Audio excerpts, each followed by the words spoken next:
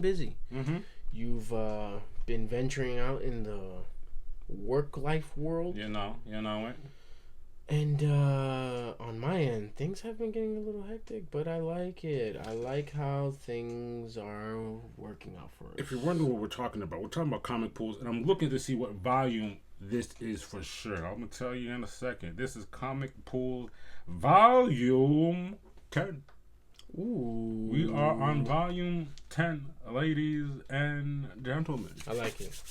And it's a good one. We got a good one in store for you guys. And we're fresh off reading it too. Man, we told you what was going on with Space Ghost. And if you're around our age, you know what it is. You're not only you're familiar with the Space Ghost cartoon, you're familiar with the talk show Space Ghost Coast to Coast they used to give on Adult Swim. Space Ghost. The comic book though, please, if you're gonna get into the comic book, leave that all behind because this is something different. Yeah, and I like it. I like it a lot. Shout outs to David Pepos As and usual. Jonathan Lau. Thank you. I don't know, man. This just issue 1 was good. Mm-hmm. Great intro. Issue 2 Straight threw me off in a great way. Straight into it. Straight into it. We get a bit of a flashback on Dax, aka Space Ghost, and it's a little bit harsh. He was giving me in this issue. He was giving me mean the way he was talking to them. But you could see why. Yeah. And I like how he gave you mean in the middle of the issue, but in the beginning of the issue, it's like this is why he's like this. It starts off with Dax having a flashback. I guess his world got obliterated, and you can see right here. Look at this. He's holding them. Yeah. Oof. He is getting flashbacks of his wife and his kids, or a child. And it's basically saying, get back to work, but we miss you, and we can't wait till you come back. And he's just having these flashbacks, and I'm like, what is going on? And like I said, you literally could see him. He's going through it. He's like, please let them be alive. Please. He's rummaging through fire and rubble, and I guess he finds them, and they're both dead. It's not looking so great. And that's how we started. I was like, wow, what are we doing here? Why are we even here? Then we get back to where we had left off. Basically, we left off with Jan, Jace, and Blip being saved from the pirates, and they're now headed to Ghost Planet, where Space Ghost resides and hides out, where they can be safe. So Jan, Jason, Blip, mainly Jan and Jace because they're the ones that can speak. Blip is a monkey, but he's a special monkey. They're being kids. Yeah. Where are we? What are we doing? Oh my god. And mind you, imagine. He had told them, don't touch nothing. You're going to be safe here. Don't do nothing. Don't touch nothing. Don't say nothing. Just be quiet. Live. If you need something, go find it. Go fend for yourself. And it's just funny to see him in this mode because he's just in straight detective mode. He's trying to figure out, why do these pirates want Blip? What is the background story? I need to figure it out. At one point, the kids go rummaging around because, we need some food. And they come to the conclusion that, this ration... The rations are outdated. This ain't gonna cut it. This It's ain't gonna cut it, Mr. Space Ghost. It's disgusting. Even Blip is disgusted. He's like, what is going on over here? But then it panels out now to Space Ghost. Did he detect a meteor?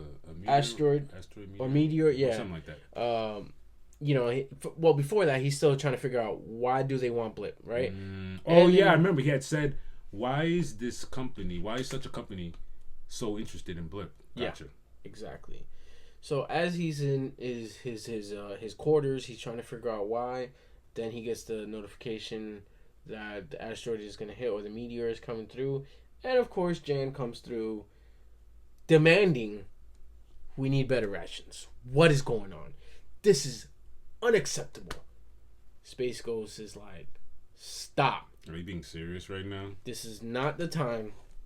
I gotta go do my duties. He heads out. He goes, destroys this asteroid. things get settled in that end. He's still having flashbacks of his past. It's crazy. It hurt my soul when I was reading it. And of course, Jan and Jace are in their cockpit in Space Planet, just relaxing, chilling.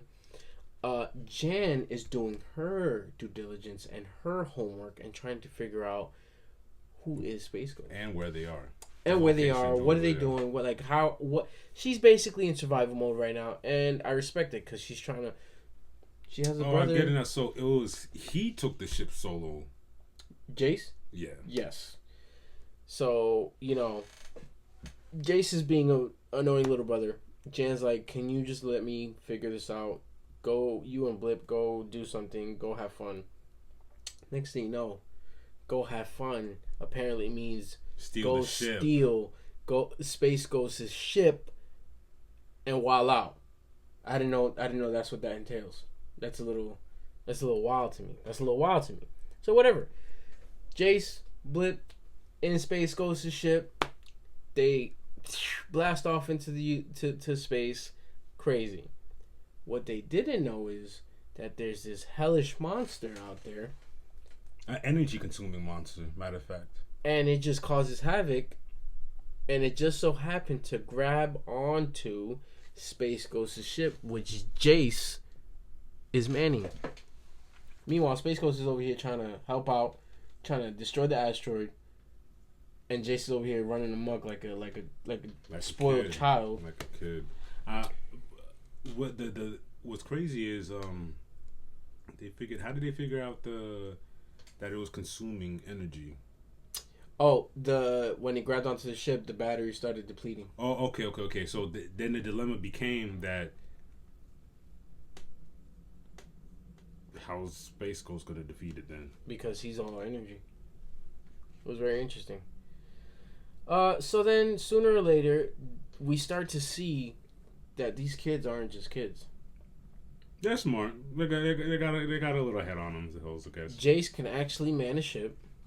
Jan is actually a really good, what would you say? Captain? Cockpit captain? What would you name it? She's good at navigating and keeping things under control, and she basically came up with a solution. Yeah, I guess. Being on the battlefield. She's giving me some Scott Summers. Oh, I'm dead. Yeah. She's basically the field general. Mm-hmm. You know what I'm saying? She comes up with a conclusion. Space Ghost goes along with it, and he figures, you know what? Let's see if this works. He starts beating up on the big whatever monster this is. Goes along with the plan. He goes and tells Jace, let's see what you're made out of, buddy. Take the ship and get me out of here. Yeah, boy. So they escape that, but before they escape that, he's telling them, I need the monster to follow you so we can... Yeah, wait. She had told them bring him... Mm-hmm. Oh, Jan says, make sure the monster follows you guys, so I have a solution for you guys so we can obliterate the monster, which basically the plan worked out. My favorite part of this is the ending, because he basically dubs them, knights them. The ending was crazy to me. It was like, I'm like thinking, oh, he's gonna scold them. He's gonna tell them never do that again. He's gonna ground them. The total opposite. That was an initiation. You come back, they got the little jetpacks. Even Blip got his little jetpack. Got their laser guns.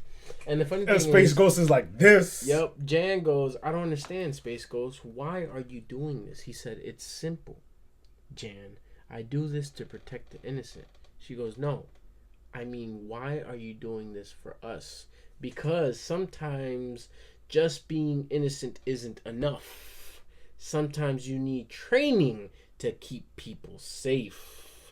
If we do this, you will follow my lead. There's no room for recklessness. But if we do this right, we'll find justice for our family. That's dope. And the panels, as you're reading this, the panels are fire. The panels are fire. Because then you got Space Ghost chilling like this. You got Jan and Jace like this. The poses are dope. Jace is like, I've always wanted to be a superhero. Yeah. That's and you got like Blip on the bottom. I love it. I love it because now you got technically three sidekicks. I can't. I'm enjoying this ride. Yeah. Like, what more can I say? We're enjoying this ride so much so that who you know. Go ahead. Who you know. The variants. Wait, there's more. Come on now. Stop playing. Like, we out here. All the art is fire. So, we'll start first. What do you have over there? Right now, this is David Pepos and Jonathan Lau. That is the Bjorn copy because you picked the Bjorn copy from episode. I also have the Bjorn issue 1. So that's Bjorn Barendis. The next one you have here, Francisco Martina. If I'm not mistaken, I have. You have both of these. Okay, yeah. You have both of these cover arts from these same artists. Variant covers. Yeah. You can never have enough variant covers. Then this one here, we have from Jay Lee and June Chung. I like this cover. It's pretty cool. This is awesome. It's pretty cool This cover. is a awesome cover. I like how it looks. Yeah. It's giving me that ancient painting.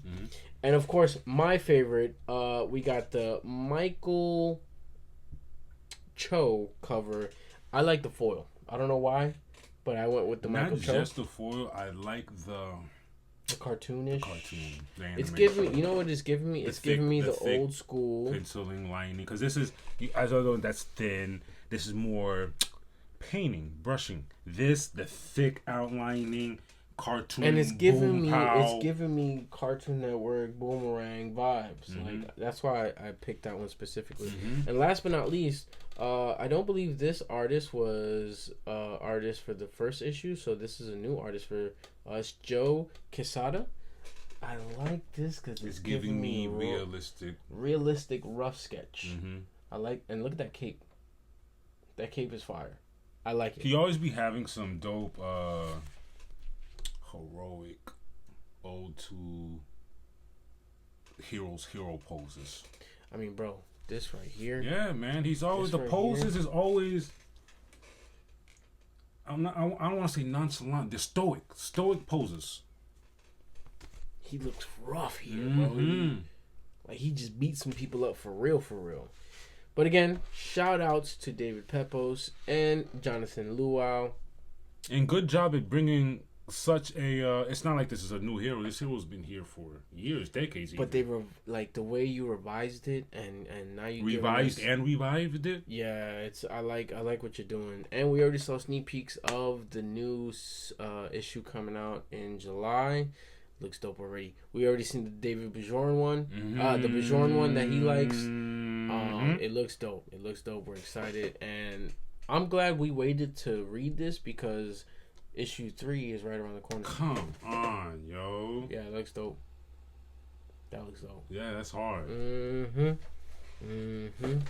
But that's all we got for this week's comic issues. We will bring more to you because we got quite a haul. We got quite a haul this week. We just got to catch up. We got to read them.